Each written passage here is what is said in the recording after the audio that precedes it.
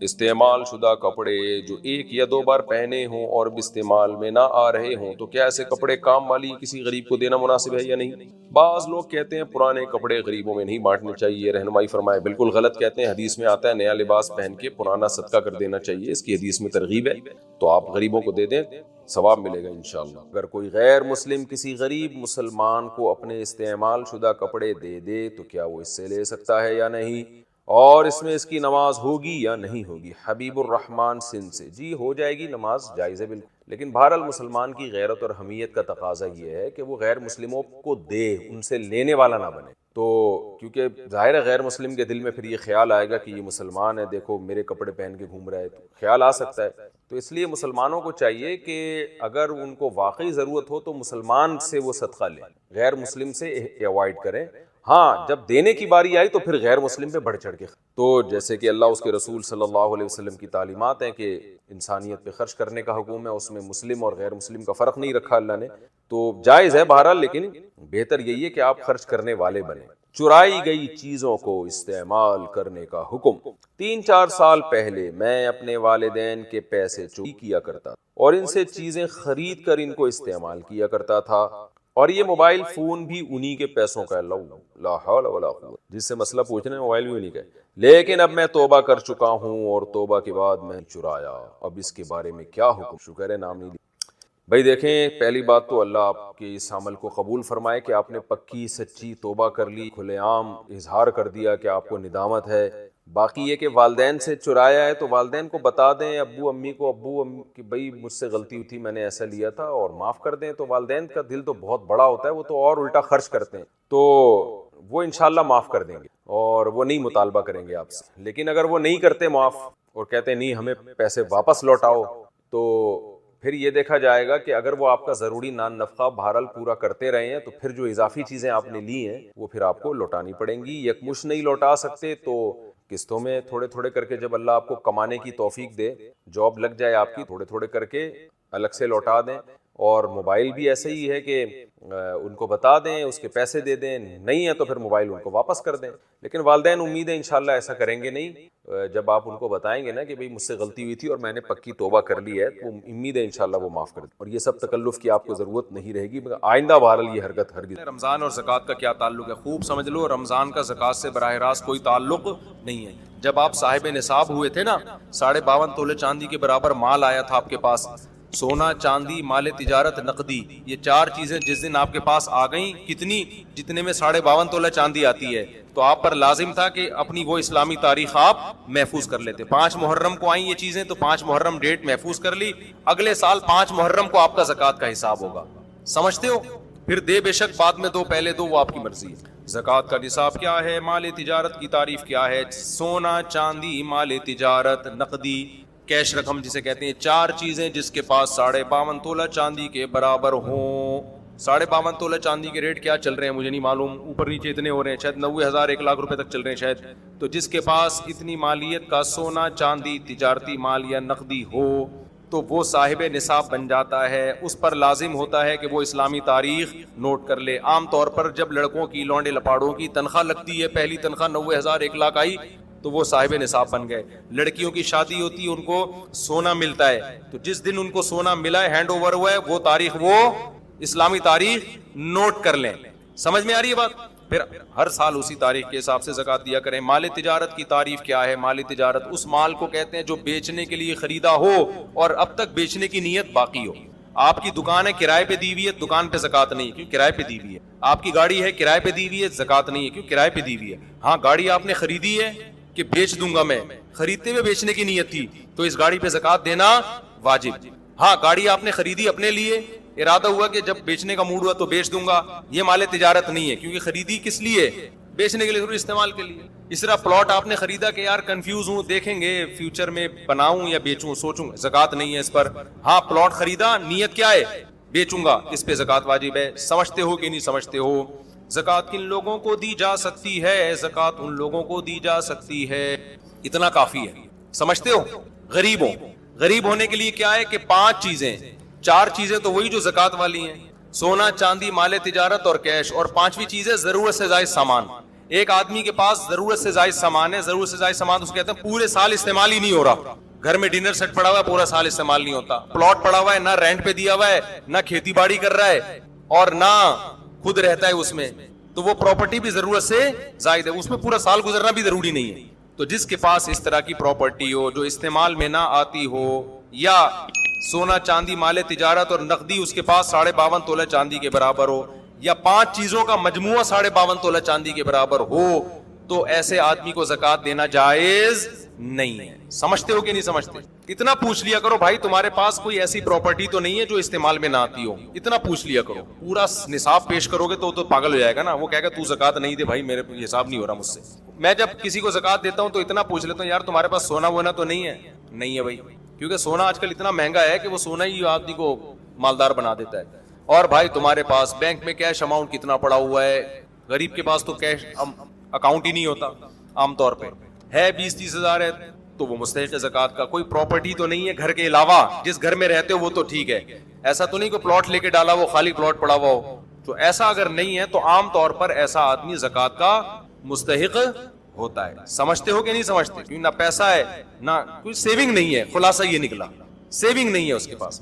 اچھا میرے بھائی, عشر کیا ہے, کتنی آمدنی پر ہے؟ عشر کہتے ہیں زمین کی پیداوار. تو زمین جو کھیتی باڑی کرتے ہیں ان کے جب بھی کھیتی کٹے گی اس میں سے 20واں حصہ یعنی 5% ان کو اللہ کے راستے میں صدقہ کرنا پڑے گا. اور اگر وہ بارش کے پانی سے زمین سیراب ہوتی ہے, ٹیوب ویل یا نہر کا پانی نہیں ہے, بارش کا پانی ہے, تو پھر 10% اللہ کے راستے میں خرچ کرنا پڑے گا. اس میں سال کا نصاب ضروری نہیں ہے. ابے کیا ہو گیا تم لوگ ایسے مجھے دیکھ رہے ہیں جیسے کچھ بھی سمجھ میں نہیں آ رہا. دیکھو آپ جب بھی زمین سے پیداوار اگاؤ گے نا, جو کھیتی باڑی کرنے والے لوگ ہیں, تو اللہ نے کہا ہے آتو حقہ یوم حصادہ, جس دن کھیتی کٹے گی اللہ کا حق اس میں سے نکلے گا. اتنا مزہ آتا ہے نا یہ آیت پڑھتے ہوئے کہ کیا اللہ میں نے کتنا اچھا قانون بنا دیا. کھیتی کٹ رہی, اللہ کہہ رہے میرا بھتہ مجھے چاہیے گویا. تو نیک لوگ خوشی خوشی دیتے ہیں. اگر اللہ کہہ دیتا نا یہ ٹیکس ہے تمہیں دینا پڑے گا, یہ جرمانہ ہے تمہیں دینا پڑے گا, مزہ نہ آتا عشر دینے میں.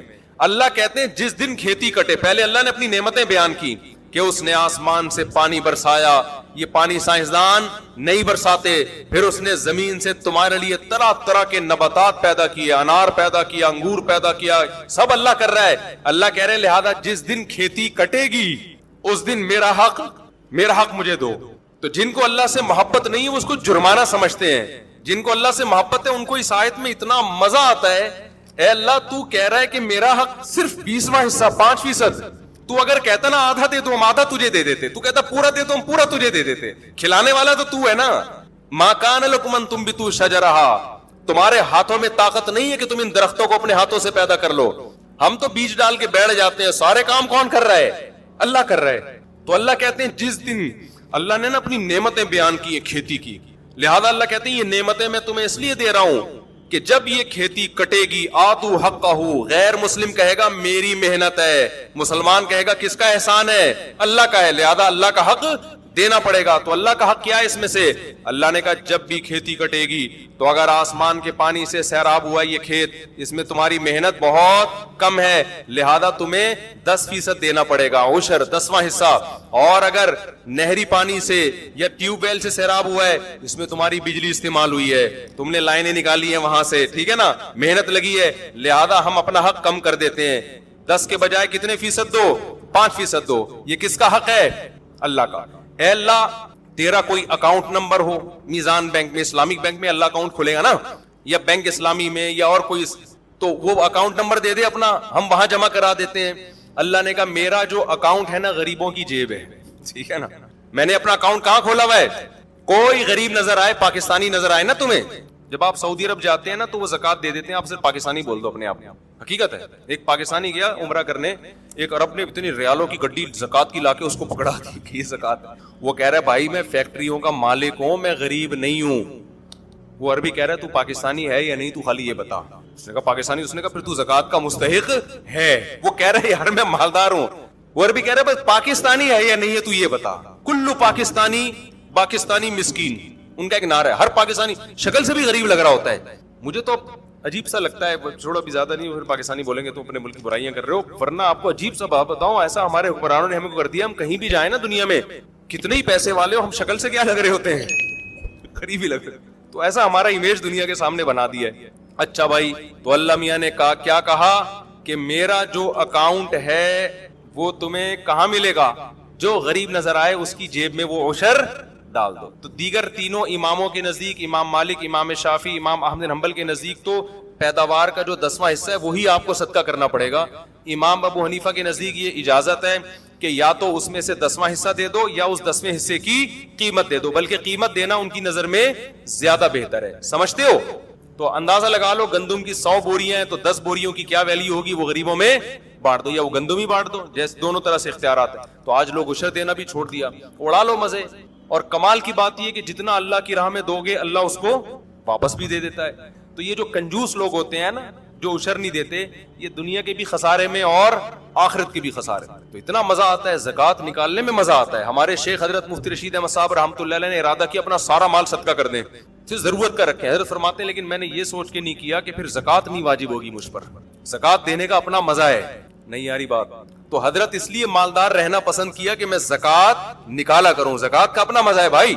ابے نہیں یاری سمجھ میں رہنے دو میرے بھائی, کچھ چیزیں ایسی ہوتی ہیں کہ اللہ سے محبت ہوگی تو وہ مزہ آتا ہے ان چیز. تو عشر کا, زکوٰۃ کا, رشتہ داروں پہ خرچ کرنے کا, کیونکہ آپ جو رشتہ دار کو دے رہے ہیں, اللہ کہتے ہیں رشتے کو تھوڑی دے رہے ہو, دے کس کو رہے ہو, مجھے دے رہے ہو تم, یہ تو میرا وکیل بن کے قبضہ کر رہا ہے, دے کس کو رہے ہو.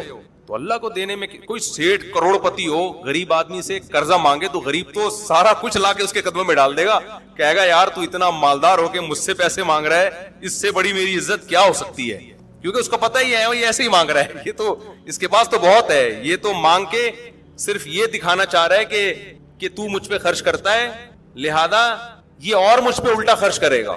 اور جو اللہ والے لوگ ہیں ان کو اس سے بھی غرض نہیں ہوتی کہ اللہ ہمیں واپس دے, سمجھتے ہو نا, ان کو اس سے نہیں ہوتی کہ ہم صدقہ اس لیے کر رہے ہیں کہ اللہ ہمیں ریٹرن کرے, وہ کہتے ہیں اللہ نہ بھی کرے نا, ہمیں تو اسی میں بڑا مزہ ہے کہ اللہ ہم سے مانگ رہا ہے. تو عشر اور زکوٰۃ اور صدقات و خیرات دل کی خوشی سے کیا کرو کہ اللہ کا احسان ہے ہمارے اوپر کہ اس نے ہمیں صدقات و خیرات کا حکم دیا, کنجوس نہیں بنایا ہمیں, ورنہ گھسیٹتے رہتے, ادھر سے بھی آ جائے, ادھر سے بھی آ جائے, ادھر سے بھی آ جائے, ادھر سے بھی آ جائے. حدیث میں آتا ہے اوپر والا ہاتھ اللہ کو نیچے والے ہاتھ سے پسند ہے. غیرت پتہ نہیں کتنے لوگوں کو اب آئے گی اتنا کچھ سننے کے بعد. اگر کوئی باہر ملک میں کام کرتا ہو تو وہ پاکستانی کرنسی میں زکوٰۃ ادا کر سکتا ہے, لیکن جس ملک میں رہتا ہے اس ملک کا ریٹ لگائے گا, ڈنڈی نہیں مارے, رہتا وہاں ہے اور یہاں کے قیمت لگا رہا ہے, یہ بیمانٹی ہوگی. بے ایمانی کو بچپن میں ہم کہتے تھے بیمانٹی, پتہ نہیں یہ کراچی کے بچپن کے لوگ یہاں موجود ہیں یا نہیں, کہتے ہیں بیمانٹی کر رہا ہے, بیمانٹی, وہ بے ایمانی سے بیمانٹی بن گیا, تو وہیں کی ویلیو لگائے گا. زکوٰۃ دینے کے لیے کس حد تک مستحقی تحقیق کرنا ضروری ہے, کچھ نہ کچھ تحقیق تو ضروری ہے, اتنا نہیں کہ آپ اس کے گھر میں گھس کے اس کے فریج میں گھسیں اور اس کے بستروں کے نیچے گھس کے گدوں کے نیچے چیک کریں گے, یہاں تو نہیں چھپایا ہوا, اتنی تحقیق کہ ہم مکلف نہیں. سب سے پہلے یہ تحقیق کیا کرو پاکستانی ہے یا نہیں. پاکستانی ہے تو 99% امکان ہے کہ زکوٰۃ کا مستحق ہے, اتنا کافی ہے. 1% کے لیے پھر یہ ہے کہ آپ یہ دیکھ لو کہ اس سے 2-4 سوال پوچھ لو, بھائی تمہارے پاس گولڈ تو نہیں ہے, بھائی کوئی پراپرٹی تو نہیں ہے اضافی. اچھا بیوی کے پاس اگر سونا ہے تو شوہر کا نہیں کہلائے گا, وہ بیوی کا کہلائے گا, اس سے شوہر کا پھر بھی غریب ہونا ثابت ہوگا, سمجھتے ہو. تو ان کو دیا جا سکتا ہے جو اس طرح کی تحقیق کر لو. کوشش کرو زیادہ سے زیادہ مستحق کو دو نا. کتنے لوگ ہیں کھانے کو روٹی نہیں ہے. میرے پاس ایک صاحب آئے کہ میں زکوٰۃ کا مستحق ہوں, ایجوکیشن کے لیے پیسہ چاہیے. میں نے کہا ٹھیک ہے آپ مستحق ہیں, لیکن پہلے پیٹ بھرنا ضروری ہے, تعلیم اس کے بعد. بہت سے غریب ہیں جن کو کھانے کے روٹی نہیں ہے, تو کوشش کیا کرو نا, جو زیادہ بیمار ہیں, کینسر میں پڑے ہوئے ہیں, علاج کے پیسے نہیں ہیں, تو جان بچانے والوں کو پہلے فوکس کیا کرو, سمجھتے ہو. اچھا بھائی دینی مدارس کو بھی زکوٰۃ دینی چاہیے جو صحیح کام کر رہے ہیں. میرا ایک بیان ہوا روحانی عاملوں کے خلاف کہ روحانی عامل جو ہے نا دین کے نام پہ اور یہ وظیفوں کے نام پہ نوٹ چھاپتے ہیں. کسی نے نیچے لکھا کہ ایسے بھی تو بہت سے لوگ ہیں جنہوں نے خالی پلاٹوں پہ قبضہ کر کے مسجد بنا لی, مدرسہ بنا لیا, اور یتیم بچوں کے نام پہ چندہ کر کے کروڑوں روپے کے مالک بن گئے. ان کے خلاف کیوں بیان نہیں کرتے؟ تو جنہوں نے بھی کمنٹ کیا ان کی خدمت میں عرض ہے کہ ان کے خلاف بھی میں متعدد دفعہ بیان کر چکا ہوں, بلکہ لوگوں کو بتا چکا ہوں کہ پاکستان میں پیسہ کمانے کا, حرام کمانے کا ایک بہترین طریقہ زرداری کو خام خواہ میں بلا وجہ بدنام ہو گیا. تو بھائی تو ایک جگہ خریدتا, مسجد بناتا, پلاٹ بناتا اور دبا دب نوٹ چھاپتا. ایسا ہوتا ہے. اس پہ تو ہم 20 دفعہ بول چکے ہیں کہ صرف داڑھی ٹوپی دیکھ کر کبھی کسی پہ اعتماد مت کرو. ایسے لوگ ہیں پیسہ نہیں کما پاتے تھے, انہوں نے کیا کیا, کسی جگہ پہ چندہ کر کے جگہ خرید لی, 4 دیواری کھڑی کر دی, چند ادھار یتیم بچے لے لیے کسی سے کہ بھائی کسی سینٹر سے کہ 1 مہینے کے لیے آپ کے یتیم بچے مجھے ادھار چاہیے. یتیموں کے نام پہ بھی پیسہ ملتا ہے نا, ادھار چاہیے, جب پیسہ آ جائے گا تو یہ واپس کر دوں گا. کرائے پہ بھی ملتے ہیں یتیم بچے چندہ لینے کے لیے. تو آپ نے کیا کیا, چند یتیم بچے لکھ دیے, ان کے ہاتھ میں قرآن پکڑا دیا, وہ قرآن پڑھ رہے ہیں, ہل رہے ہیں, بڑا خوبصورت نورانی ماحول, لوگ آ کے دبا دب پیسہ پھینک رہے ہوتے ہیں. تو میں نہیں کہہ رہا کہ مدارس کے محتمم فراڈی ہوتے ہیں یا علماء معاذ اللہ 2 نمبر ہوتے ہیں یا مولوی 2 نمبر ہوتے ہیں. نہ 2 نمبر لوگ بھی مولویت کے لبادہ اوڑھ لیتے ہیں. 2 نمبر لوگ بھی مدرسے کے ناظم کا لیبل استعمال کر کے لوگوں سے پیسے بٹورتے ہیں. تو کہیں بھی کوئی مدرسہ ہو, آنکھ بند کر کے تعاون نہیں کرنا. آپ نے ریسرچ کرنی ہے, تحقیق کرنی ہے کہ واقعی یہ دین کی خدمت ہو رہی ہے, پیسہ صحیح جگہ استعمال ہو رہا ہے. ایسا تو نہیں کہ ناظم صاحب کے پیٹ میں جا رہا ہو. اور بڑے بڑے فراڈ ہوتے ہیں پاگل, ہم نے خود دیکھے ہیں. ایک مسجد بنا لی, مسجدیں بک رہی ہوتی ہیں, سودے ہوتے ہیں مسجدوں کے, 1 کروڑ میں بکی, 2 کروڑ میں بکی. خریدنے والے کو پتا ہے 1 کروڑ لگاؤں گا, پھر مسجد کے نام پہ جو چندہ ہوگا نا یہ پیسے ریکور. یہ باقاعدہ بزنس ہو رہا ہے, اپنی آنکھوں سے دیکھا ہے ہم نے.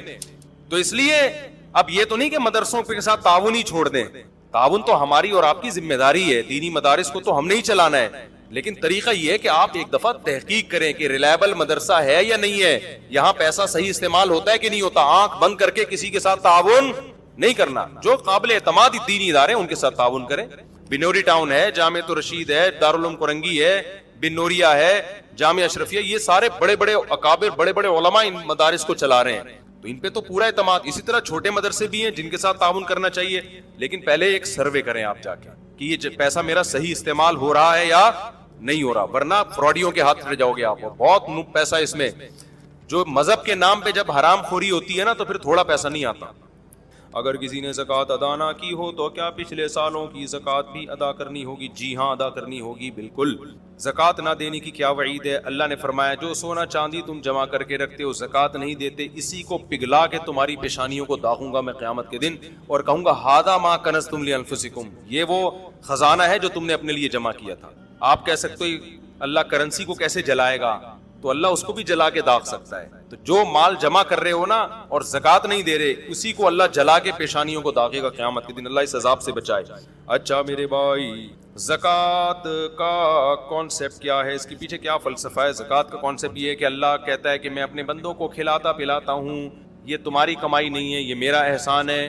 تو جب میرا احسان ہے تو جو مجھ پر ایمان لائے گا تو وہ مجھے قرضہ دے گا, اور مجھے قرضہ دینے کا طریقہ ہے میری مخلوق پہ خرچ کر. تو جس کا اللہ پہ, اللہ چیک کرتا ہے کہ یہ اوپر کے ایمان کے دعوے ہیں, سچی مچی کا مسلمان ہے یہ, صحیح ہے نا.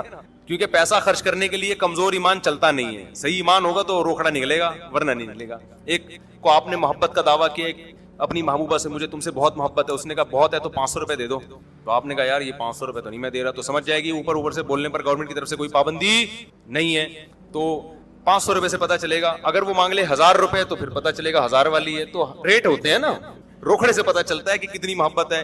تو اللہ میاں بھی کہتے ہیں کہ میں تم مجھ سے محبت کا دعویٰ کرتے ہو, اس کا روکھڑے سے پتہ چلے گا مجھے خوش کرنے کے لیے پیسہ کتنا خرچ کرتے ہو. صحابہ تو پورے پورے باغ دے دیا کرتے تھے. قرآن میں جب یہ نازل ہوا نا کہ تم نیکی کی حقیقت تک اس وقت تک نہیں پہنچ سکتے جب تک محبوب چیز صدقہ نہ کرو. ابو طلحہ انصاری آئے, انہوں نے عرض کیا یا رسول اللہ میرا پورا باغ صدقہ ہے, مجھے سب سے زیادہ محبوب وہی ہے. تو یہ مستحب ہے, فرض واجب نہیں ہے اتنا صدقہ. لیکن صحابہ نے تو بڑی بڑی آزمائشوں پہ پورے اترے, ہم سے تو اللہ صرف 2.5% مانگ رہا ہے. اچھا بھائی, مقروض پر زکوٰۃ کا کیا حکم ہے؟ صاحب نصاب پہ جتنا قرضہ ہے اس قرضے کو مائنس کرے گا. وہ یہ آپ کے پاس 1 لاکھ روپے پڑے ہوئے ہیں, قرضہ 50,000 کا ہے, تو لاکھ سے 50,000 مائنس کریں گے, پھر 50,000 جو بچے گا تو وہ دیکھا جائے گا کہ نصاب کے برابر ہے یا نہیں. اگر ہے تو زکوٰۃ ہے, نہیں ہے تو زکوٰۃ, قرضے کو مائنس کیا جاتا ہے. اچھا بھائی, اگر کسی نے کمیٹی ڈالی ہوئی ہے تو اس پر, اچھا قرضے میں ایک بات یہ بھی جو انہوں نے سوال پوچھا نہیں ہے, بعض دفعہ آپ پلاٹ خریدتے ہو قسطوں پہ, نیت ہوتی ہے بیچنے کی لیکن قسطوں پہ خریدتے ہو. اب 1 کروڑ کا قسطوں پہ پلاٹ خریدا اور آج پلاٹ کی ویلیو ہے 1.5 کروڑ. اب لوگ پریشان ہوتے ہیں کہ یہ جو ہم نے 1 کروڑ دینی ہے یہ مائنس کرنا ہے کہ نہیں کرنا. تو خوب سمجھ لو, جو قسطیں اس سال آپ نے دینی ہے, یعنی جب زکوٰۃ واجب ہوئی ہے اس سے اگلے سال والی تاریخ کے اندر اندر جو قسطیں دینی ہیں ان کو اس پلاٹ کی قیمت سے مائنس کیا جائے گا. جو ایک سال کے بعد دینی ہے ان کو پلاٹ کی قسطوں سے مائنس نہیں کیا جائے گا. سمجھتے ہو؟ اچھا بھائی اگر کسی نے کمیٹی ڈالی ہوئی ہو تو اس پر زکوٰۃ ہوگی یا نہیں ہوگی؟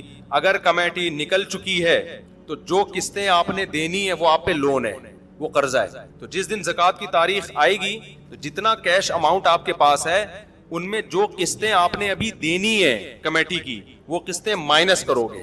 1 لاکھ کی کمیٹی نکلی, پہلی کمیٹی نکل گئی اور زکوٰۃ کی تاریخ آ گئی, لیکن آپ نے ابھی ہر مہینے 5,000 ایک سال تک دینے ہیں, تو اس میں تو 1 سال بھی نہیں, جب تک قسطیں دینی ہیں آپ نے وہ تمام قسطیں اس 1 لاکھ سے مائنس کرو گے آپ, تو ظاہر ہے وہ 5,000 ہی بچے گا.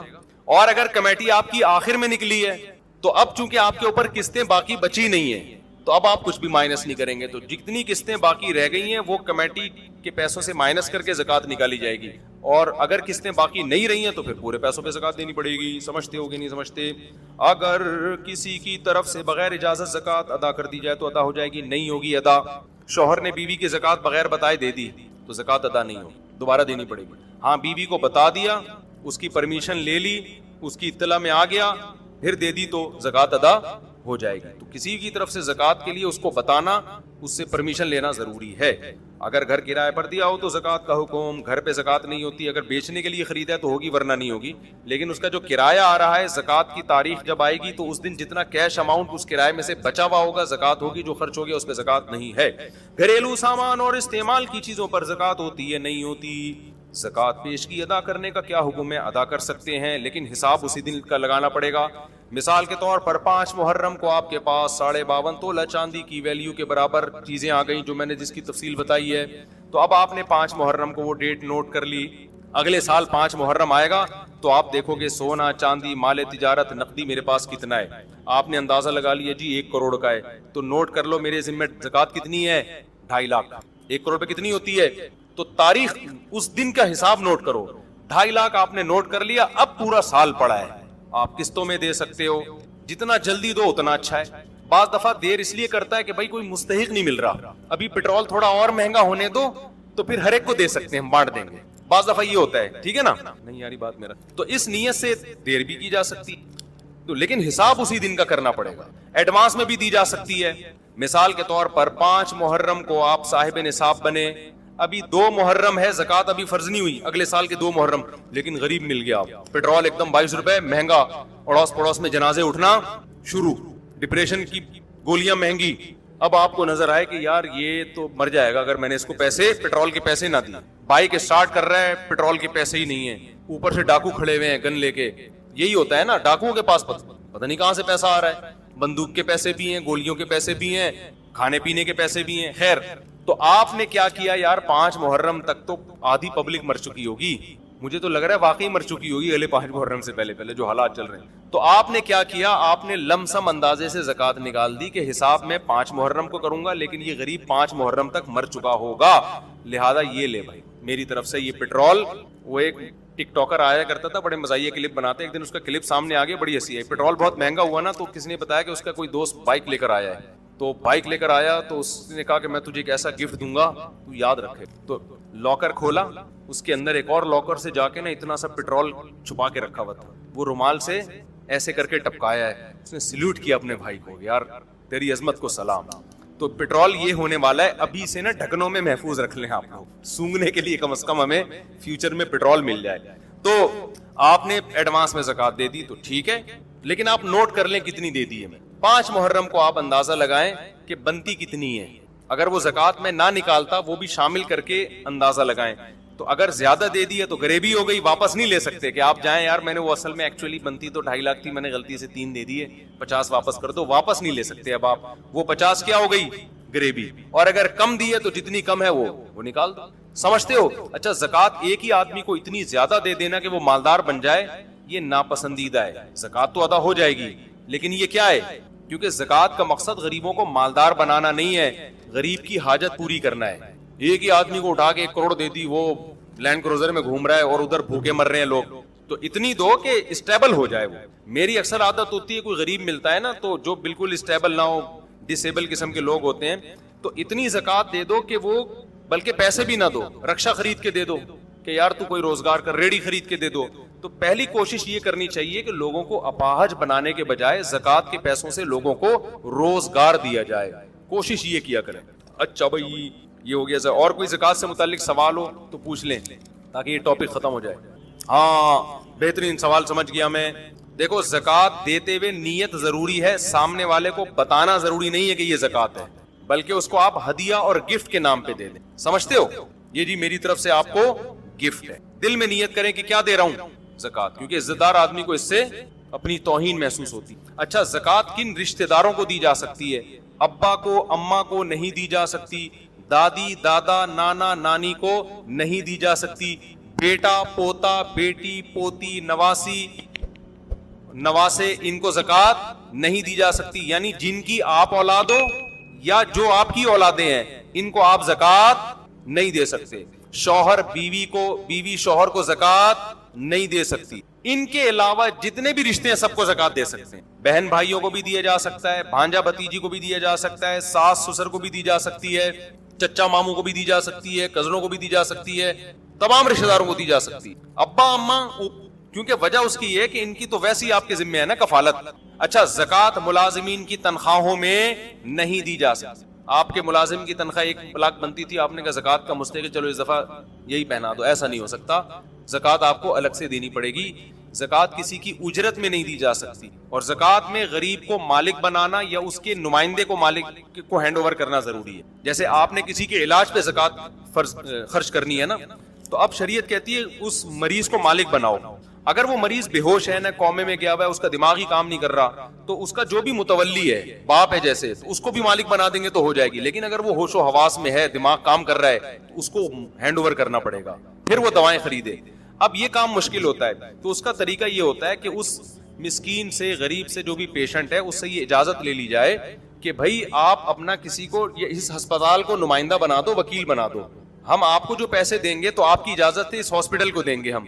تو جب ہاسپٹل کو ہینڈ اوور کرو گے تو وکیل کا قبضہ موکل ہی کا قبضہ کہلاتا ہے. نہیں یاری بات بھائی, میں نے ایک بندہ بھیجا نا کہ یار تو نے میرا قرضہ دینا ہے تو اس کو دے دے, تو جیسے ہی اس کو دے گا تو قرضہ ہو گیا نا ادا, کیونکہ میرا وکیل ہے. تو وکیل کا قبضہ موکل کا قبضہ ہوتا ہے. وکیل بنتا ہے پرمیشن سے, خود بخود آپ کسی کو وکیل نہیں بنا سکتے. تو ہسپتال, بعض ہسپتال یہ کرتے ہیں پیشنٹ سے پہلے لکھوا لیتے ہیں کہ آپ ہمیں اجازت دے دیں کہ ہم آپ کی طرف سے زکاتوں پہ قبضہ کریں, تو یہ بھی ٹھیک ہے. ورنہ پیشنٹ کو آپ کہتے ہیں کہ بھائی میں تم یہ نہیں بتائیں کہ میں زکات دینا چاہتا ہوں, اسے کہیں بھائی میں تمہارے ساتھ کچھ تعاون کرنا چاہتا ہوں, تو میں جو تمہیں پیسے دینا چاہتا ہوں تم مجھے اجازت دو, میں کس کو دے دوں؟ ہاسپٹل کی انتظامیہ کو دے دوں. وہ اجازت دے دے گا تو پھر آپ زکات دے دیں, کیونکہ پھر اسپتال کا قبضہ کس کا قبضہ ہوگا؟ پھر وہ مریضی کا قبضہ سمجھا جائے گا. تو اس طرح وکالت کے ذریعے تو ہو سکتا ہے, بغیر وکالت کے ڈائریکٹ دے دیں گے, یا تعمیر میں لگا دیا, تعمیروں پہ زکاتیں نہیں لگتی, سمجھ رہے ہو, کنسٹرکشن کے کام پہ زکات نہیں خرچ ہوتی, مسجدوں کی تعمیر نہیں ہو سکتی, مدرسوں کی تعمیر نہیں ہو سکتی, مالک بنانا ضروری ہے. تنخواہوں میں زکات نہیں جا سکتی. کسی غریب بچی کی شادی کرانی ہے, لوگ کہتے ہیں زکات, تو بھائی اس کو آپ وہاں بھی یہی ہے, اس بچی کو ہینڈ اوور کرو. پیسہ ہینڈ اوور نہیں کر سکتے, اس بچی سے پرمیشن لو کہ ہم آپ کی پرمیشن سے کھانا وانا کھلائیں. اول تو بارات کے کھانے اسلام میں ہے نہیں, لیکن مجبوری ہے تو ان کو بتا دو بھائی میں سارا خرچہ آپ کی طرف سے اٹھاؤں گا. تو اٹھاؤں گا نہیں, آپ کا وکیل کون ہے اس کو میں قبضے میں دوں گا. خود آپ وکیل نہیں بن سکتے, جو دینے والا ہے وہ خود وکیل نہیں بن سکتا. آپ کہ ابا کو وکیل بنا دو, جتنا پیسہ اس شادی پہ ہوگا میں آپ کو دینا چاہتا ہوں, تو آپ اجازت دے دو آپ کے ابا کو دے دوں, تو ابا کو دے دیں, وہ پھر جو مرضی کرتے رہیں اس سے, بچی کی اجازت سے. تو یہ سارے طریقے ہیں زکوٰۃ کے. اور کوئی کسی نے سوال پوچھنا ہو؟ جی. سید کو زکوٰۃ نہیں دے سکتے, اس کو ویسے صدقہ خیرات کے ساتھ اس کے ساتھ مدد کریں. سید کہتے ہیں جس کے ابا سید ہوں. اماں سید ہونے سے بچہ سید نہیں ہوتا. اسلام میں نسب کہاں سے چلتا ہے؟